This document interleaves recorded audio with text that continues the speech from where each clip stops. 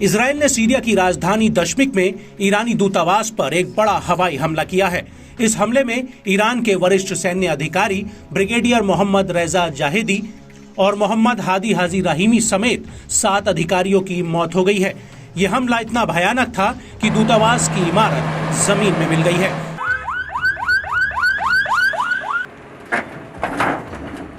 और इजराइल के इस हमले से अब ईरान बुरी तरह बौखला गया है। ईरान ने इजराइल को जवाबी हमले की धमकी तक दे डाली है। दरअसल ईरान सीरिया और इराक के विरोधी गुटों के जरिए इजराइल पर हमले करा रहा था। इसके अलावा यमन का हूती और लेबनान का हिजबुल्लाह भी ईरान के इशारे पर ही इजराइल पर लगातार हमले कर रहे हैं।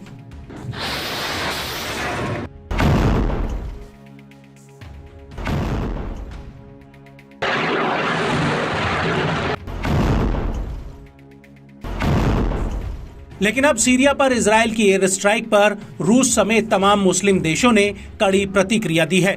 दरअसल अब रूस ने इजराइल को इस मामले में फटकार लगाते हुए इस हमले की निंदा की है।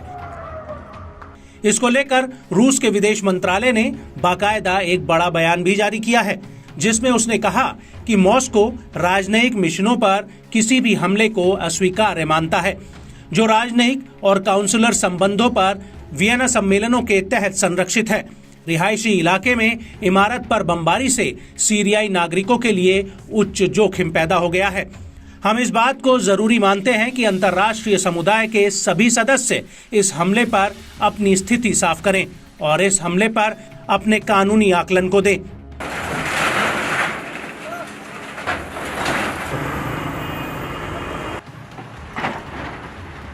वहीं दूसरी तरफ इजराइल का अभी तक इस हमले पर कोई बयान नहीं आया है और अमेरिका से भी इस हमले पर कोई प्रतिक्रिया नहीं आई है।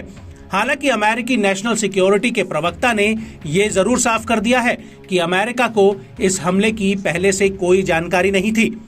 अमेरिका का कहना है कि इजराइल ने इस हमले की सूचना उस वक्त दी जब इजरायली जहाज पहले ही आसमान में उड़ान भर चुके थे। इजरायली अधिकारियों ने उसे सिर्फ इतना बताया था कि वो जाहिदी को मारने जा रहे हैं। इसके अलावा इजराइल की तरफ से कोई विस्तृत जानकारी नहीं दी गई। लेकिन इस सब के बीच बड़ी बात यह है कि सीरिया में ईरानी दूतावास हमले को लेकर कई देशों की प्रतिक्रियाएं भी आई हैं। Iraq, Jordan, Oman, Pakistan, Qatar, सऊदी अरब और संयुक्त अरब अमीरात जैसे देशों ने इस हमले की कड़ी निंदा की है। वहीं लेबनान के संगठन हिजबुल्लाह ने तो इस हमले का बदला लेने की कसम खाई है। आपको बता दें कि हिजबुल्लाह, यमन का हूती और गाजा का हमास जैसे सभी संगठन मिडिल ईस्ट में ईरान का मुखौटा चेहरा हैं। ईरान इन संगठनों को हथियार और पैसा देता है, जिनके दम पर ये इजराइल और अमेरिकी सेना पर हमले करते हैं।